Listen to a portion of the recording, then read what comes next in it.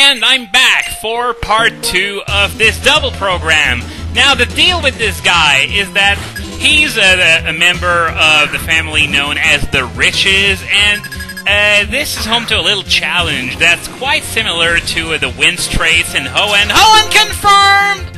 But, it's a bit different in that today I'm only going to fight this guy, and the next time I'm going to fight this guy as well as another member of the family, and then the gauntlet is going to keep getting longer and longer and longer every time, and it can get quite challenging at the end since you're not allowed to go back to the Pokémon Center or even change leads, sort of like the Kimono Girls in Heart Gold and Soul Silver. But yeah, this is basically how it works. So yeah, he lives in this villa here, and the other family members are going to keep coming in as I progress through the gauntlet. Now, of course, I can only do one stage of the gauntlet each day, so I'm going to have to come back here multiple times. I'm not going to show you this guy's Buizel every time. I'm probably only going to stick with the newest trainer that's being added to the gauntlet, even though, as I said, when it gets longer, it can get more challenging. I guess I'll see how things go later on. So this guy, now, he is another maniac. This outfit is ultra expensive and rare. It's just a black belt's uniform. It's absolutely nothing. But anyway, this guy wants rare items such as what you can find in the Abyssal Ruins, and also ash flutes, which are given to you by that treasure hunter on Route 13. Yeah, ash flutes don't have their function anymore. Instead, you just give them to this guy for money, which is sad because I really liked them, but oh well, I guess they really were a little too good. Now, over here, we enter Undella Bay. Now, on the beach here, there are a few more items that respawn every day. We got a pearl, and we got a stardust, and Undella Bay is basically the equivalent of a sea route without really being called a sea route. So, since we ran into Cynthia, I might as well tell you what the deal is with her, because yeah, she challenged us to a battle, but of course I am not ready. She is one of the super bosses in this game. She's got Pokemon with levels that match Alder's, so really not a good idea to take her on right now, even though my levels aren't that far off, but you know, I have the feeling that I'd get my ass kicked if I tried that shit with the level disadvantage I have now.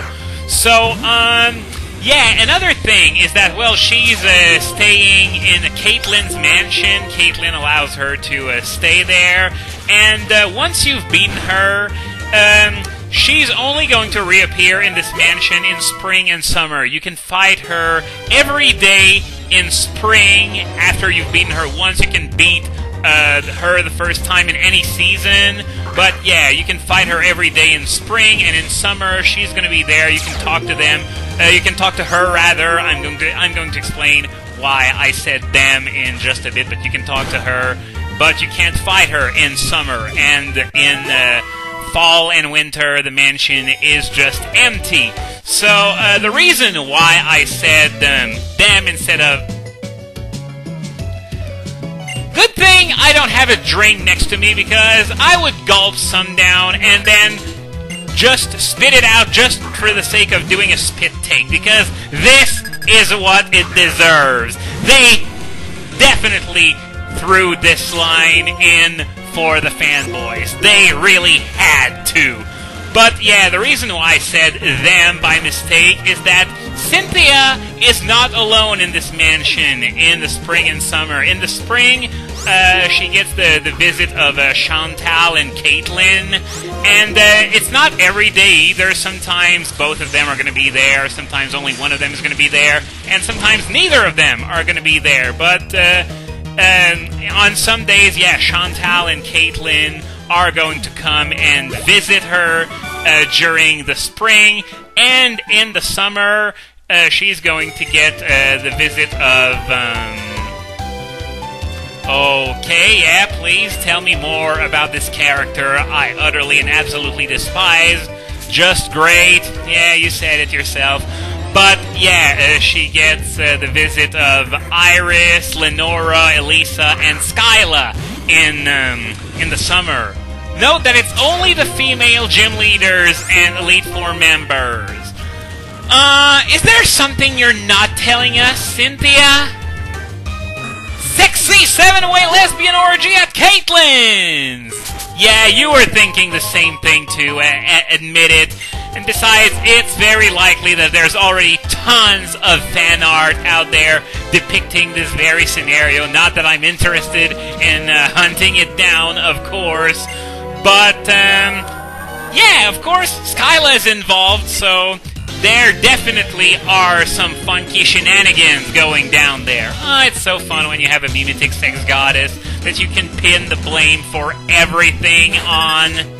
And, speaking of that, you may have thought that Metroid High was a horrible fanfiction written by, well, I've run out of words to describe that chick at this point.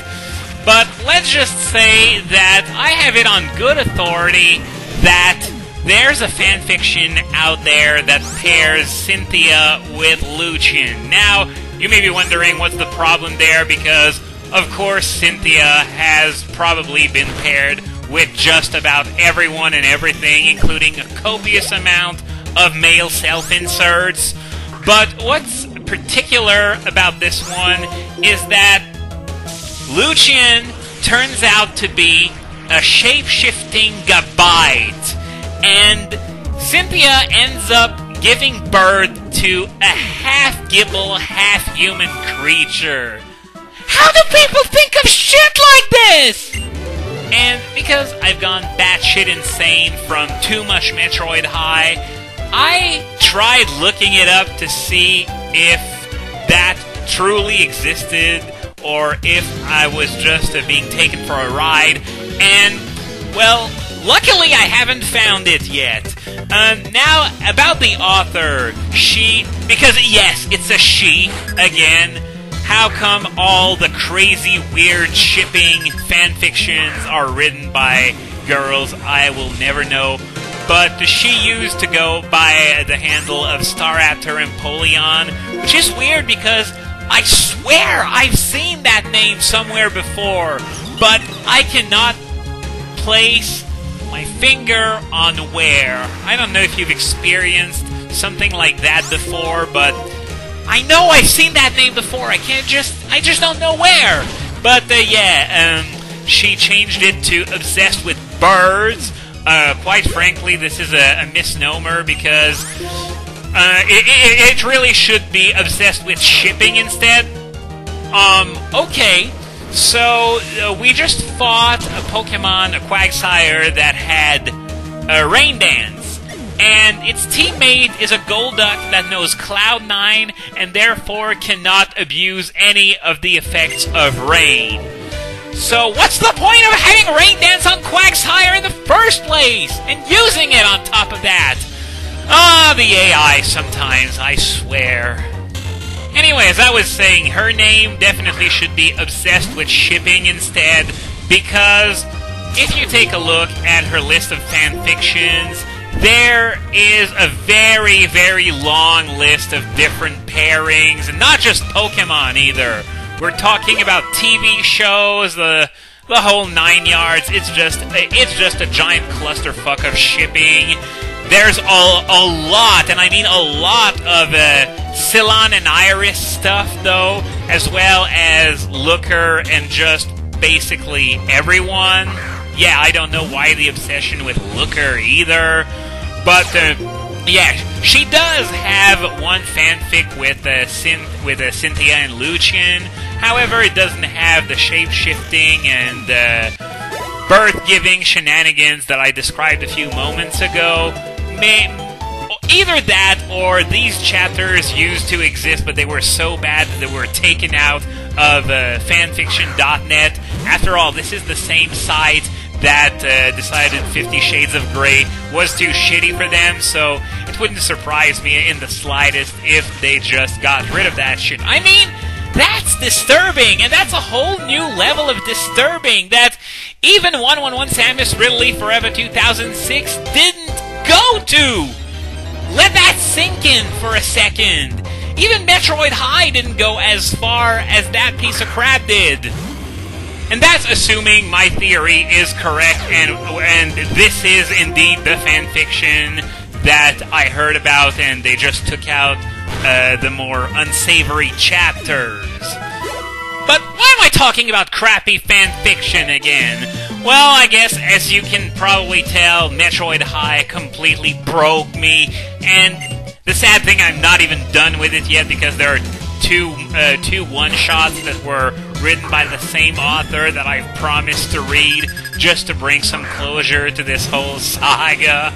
But yeah, I'm sad to announce that the Snowflake that you knew and loved, well, maybe not loved, more like hated, for those of you who were unlucky enough to get on my bad side, but that Snowflake is gone forever.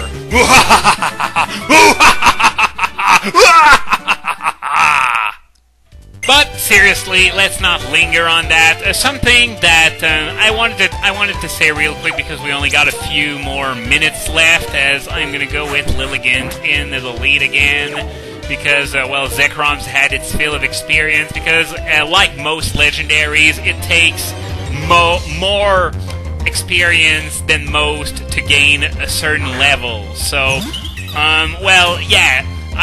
You've probably noticed by now, but there are different experience curves that Pokemon belong to, and the pace at which they gain levels varies very wildly, I guess I should say. So yeah, I just wanted to point out that even though it didn't happen last time, I still feel like I should mention it, because it happens every once in a while. You know, I make a mistake in a video, and I correct it with an annotation, and usually people see it, but there are some who correct me in the comments. One step! One freaking step! That is all I took, and I ran into another one of these pieces of crap.